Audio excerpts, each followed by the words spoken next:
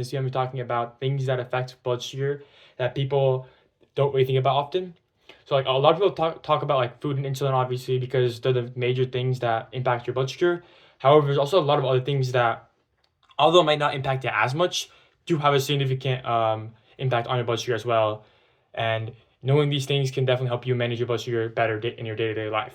So starting with a pretty big thing that impacts your blood sugar is stress and just other hormones in general, but specifically stress, because so like for example, school stress, tests, deadlines, pressure from work, or anything else can cause your blood sugar to raise even when you eating the same thing. So stress as a hormone just raises your blood sugar overall. So if you're just stressed in general, not only the food you'll be eating will raise your blood sugar more, but the like glucose that your liver is secreting into your blood sugar in your bloodstream will be ramped up, and you'll have more higher blood sugar in general.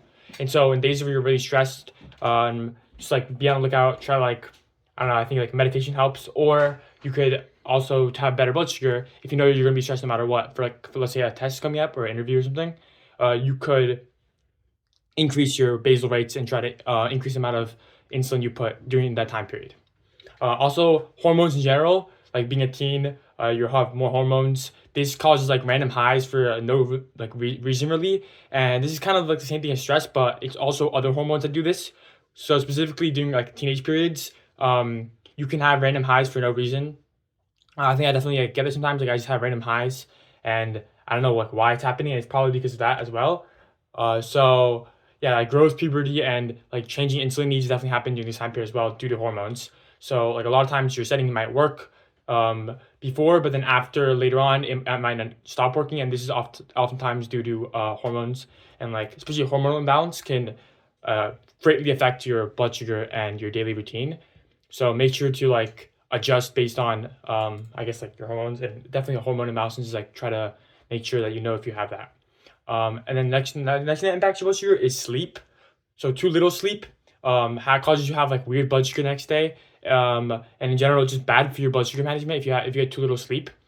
Also, there's something called dawn phenomenon, which is like waking up with high blood sugar. Pretty much like dawn phenomenon is that when you wake up in the morning, or like right before you wake up, your body starts like secreting sugar into the bloodstream to get you prepared for the day and get you active and get enough sugar into your bloodstream for you to use it later on into the day. And so this increases your blood sugar for us diabetics. And so be careful for this dawn phenomenon and try to adjust it by increasing your basal rates. And especially for teens, this happens more, this dawn phenomenon. So I see like for me every morning my blood sugar goes up, so I have to increase my basal rates and increase my morning bolus ratio in the morning for sure.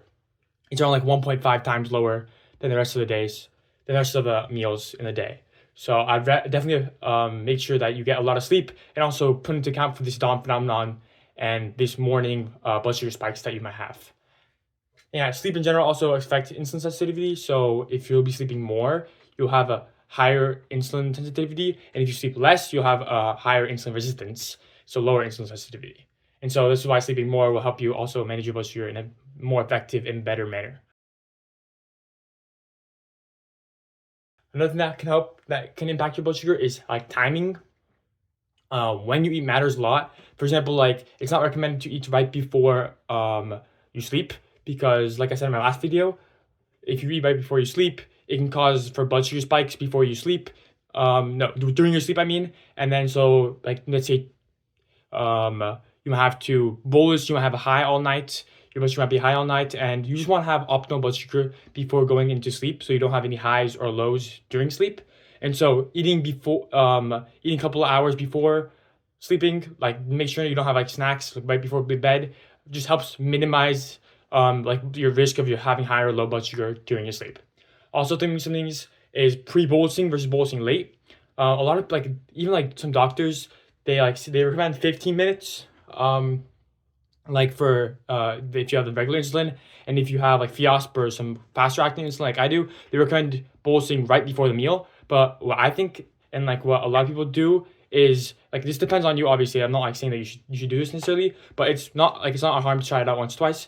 But I think especially for me, pre-bolusing 30 minutes in advance if I have regular insulin, and pre-bolusing 15 minutes in advance if I have like the Viasp, the insulin I'm using currently. It's definitely or Liamjev. it's definitely better than just bolusing right before the meal, because I feel like the insulin time lines up better, because our insulin, even the Lyumjev, is not as good as our body's natural insulin. So I think bolusing still 10-15 minutes before the meal helps line up the blood sugar spike better and helps prevent some spikes.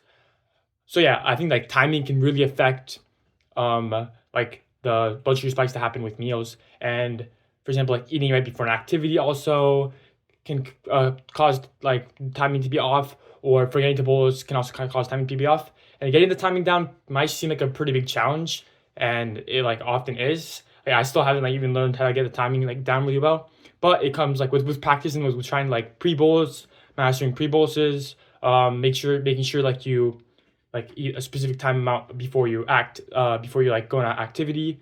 All this stuff helps for your blood sugar balancing, and the timing might be different for everyone depending on their own bodies and how they react to insulin, and also the type of insulin they use. So I can't like, give a recommendation for specifically the timing, but it's definitely timing is definitely a factor that impacts your blood sugar management. Another thing that impacts it, moving on, like related to this, is activities. Not just exercising, but activities in general. For example, walking more than usual, being more fit, like being on an like let's say if you do a sport at school, or if you're more fit, or if you're just working out, going to the gym. This is all going to increase your insulin sensitivity in general. So you might see you're having more lows. So this might be a sign that you have to increase your carb ratio. Increase your carb ratios to like stop having lows. And also things like standing all day versus sitting can definitely have an impact on your blood sugar and your blood sugar sensitivity overall.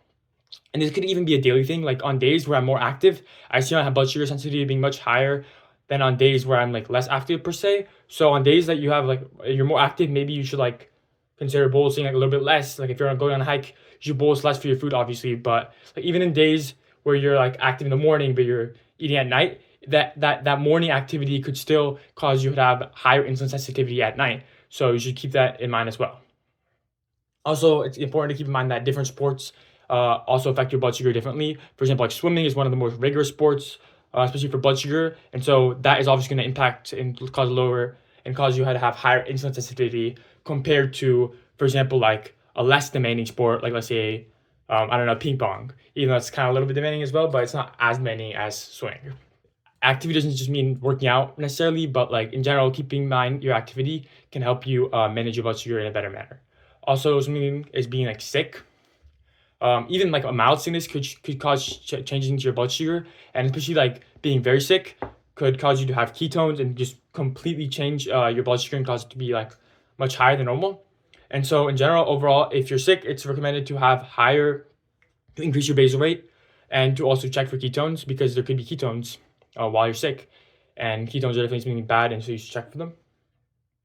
Another thing is like you're gonna have higher insulin needs, a lower insulin sensitivity, and your blood sugar might be like harder to correct. So you might have like stubborn highs, and it's important not to like rage bolus when you have these, because like when you're sick, especially, you're already like annoyed, you're in bed. Like if your blood sugar is really high for a long period of time, it might just like feel like you might just like, oh my god, I just want my blood sugar low, and just like bolus a bunch. But then it's gonna be annoying if it's low as well. So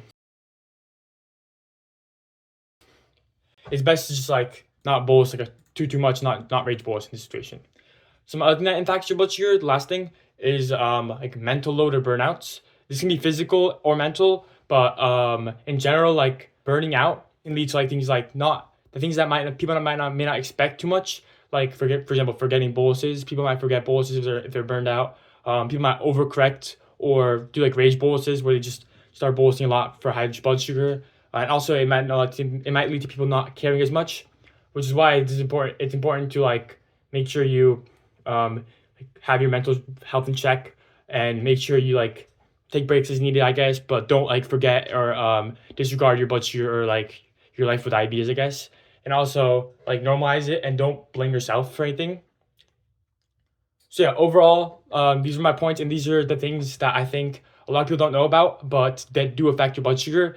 And if any of this was helpful for you, like leave a like, subscribe, or have any comments for any thing you want me to review next.